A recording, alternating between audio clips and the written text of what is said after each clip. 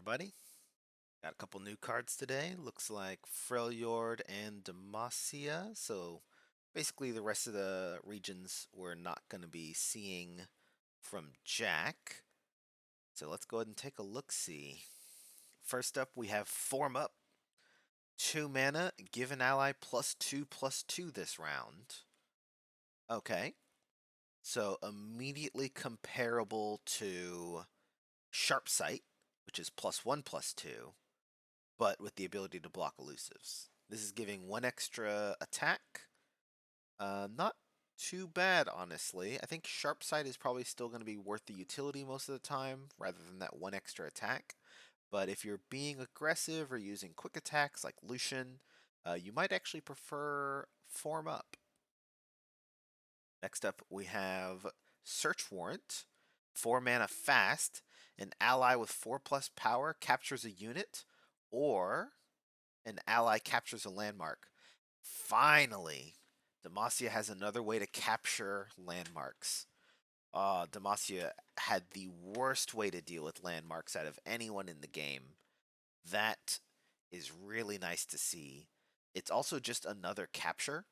Unfortunately, an ally with 4+ power does not include Tahm Kench, unless you buff Tahm Kench.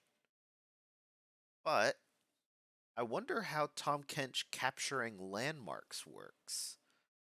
Let me take a quick look.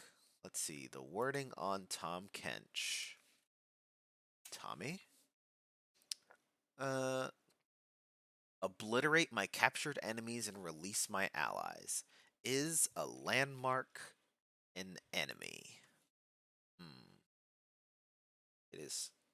I'm actually not really sure. But, either way, very interesting, very wanted. More ways for Demacia to capture. Capture is a really neat mechanic, and it's a shame we haven't seen more of it. But yeah, I'm very happy to see that. Next up, we move over to the Freljord. We have a Thrall Bulwark, so Lysandra themed. 3 mana, 3/4. Don't take damage from allied spells or skills. Okay, so obviously that's meant to work with Lysandra. All of the avalanches, all those kind of board wipes you're going to be running. This will actually just not take the damage from it, which is really nice. And with Lysandra herself, you actually won't be taking damage from her signature spell and the spell that she... no, it's not her signature spell, but the spell that she generates, Ice Shard, once she's leveled up. I mean, this is a 3-drop, so I don't think you're necessarily caring that much about 1 damage from Ice Shard, but this is something you're going to be running in a control deck where you're running board wipes and you don't want to be taking the damage yourself. But we have the Frostcoat Cub, a 2 mana 2/3, but you can spend 6 mana to have it be a 6 mana 7/5 Overwhelm. That's pretty solid. Once again, just kind of going into more of a control deck, I would say. You play this early game against aggro when you just need blockers and it has a nice defensive stat line.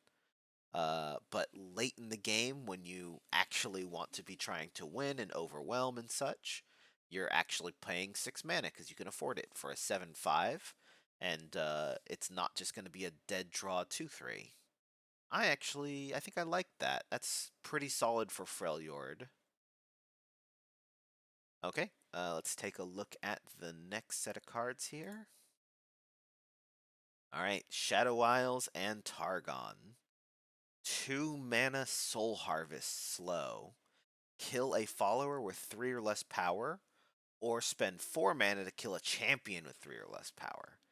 That's nice. I really like the distinction. Yeah, I really like the distinction there between needing to pay more to kill a champion.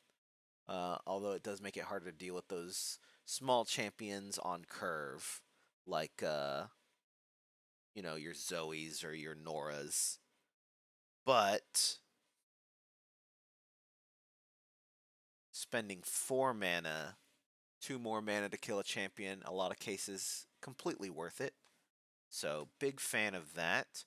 Also, kill a follower with 3 or less power. This seems like just going into, once again, rotation talk. This seems like a better, I mean, it's very reminiscent and art-wise to Culling Strike, isn't it? And it has a very similar effect. So I think just like in the, just like with the Sentry, moving from Freljord to Shadow Isles, I think that Shadow Isles may have just stolen Culling Strike, and I think Culling Strike is actually going to rotate, moving kill effects to be Shadow Isles and removing it from Noxus. Very interesting. But we also have 6 mana Eradication, kill all units with 3 or less power. Most of the time, units with low power in Shadow Isles, you're kind of fine with losing. They're going to have last breaths and such. Oh, excuse me. 6 mana slow. Lowering power is also the purview of Shadow Isles, what with the Nocturnes and the spider. Name of that spider is the Frenzied Skitterer. So I think this kind of effect is going to see a home there, whereas killing things with low power was solid for Noxus, and it was a thing.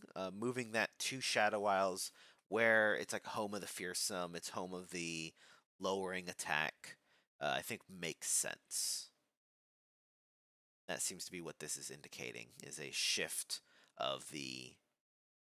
that means they might get rid of Reckoning too, but maybe Reckoning being 5 instead of 3 makes it fit better in Noxus. Cosmic Youngling in Targon, a 2 mana 1/4. Every round start, heal me and your Nexus 1. Ooh, that is some Soraka support. That is something that's going to be buffing all of that heal strategy in Targon. Let's see. Things like Stargazer, things like Soraka, obviously, even Star Shepherd. All those things are units that care about when things heal. So that's actually really nice support. It curves pretty well, coming right after Star Shepherd. It's obviously something you're going to be blocking with, trying or self-damaging if you're running it with Tom Kench and Bilgewater. Stargazer gives it's pretty much guaranteed to have elusive every turn, but it's only a 1/4. So unless you're doing some Targon buffs with that, it's probably not going to be that crazy. But I could see it. Gives a new lease on life to different strategies with Soraka, so I'm a big fan of that. Falling Star.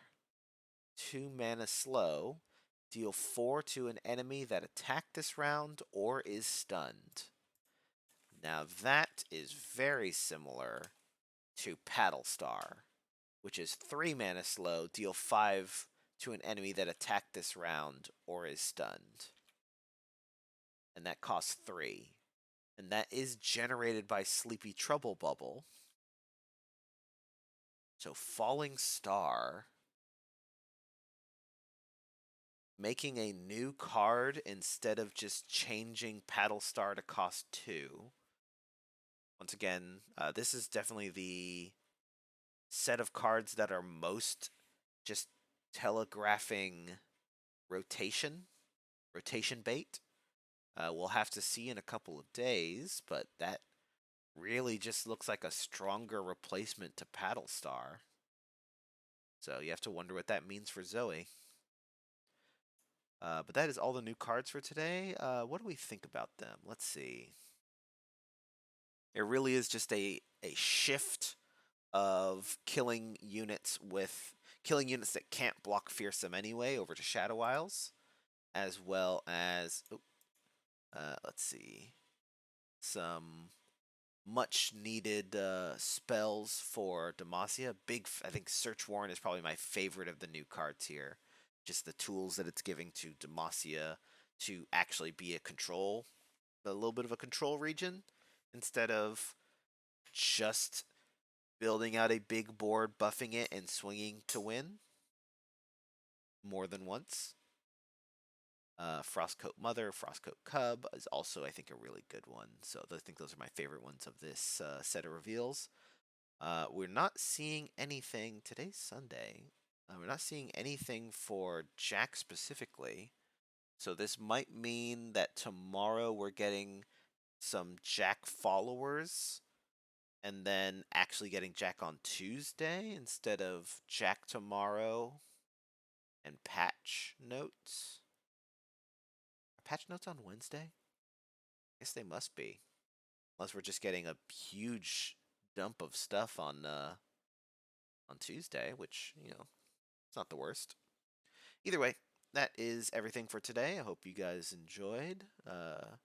Make sure to like and subscribe and all that, as I'll be back tomorrow with some more card reviews and first impressions. This is looking to be a pretty nice little expansion. I'm looking forward to it. But I'll see you guys tomorrow. Have a good one.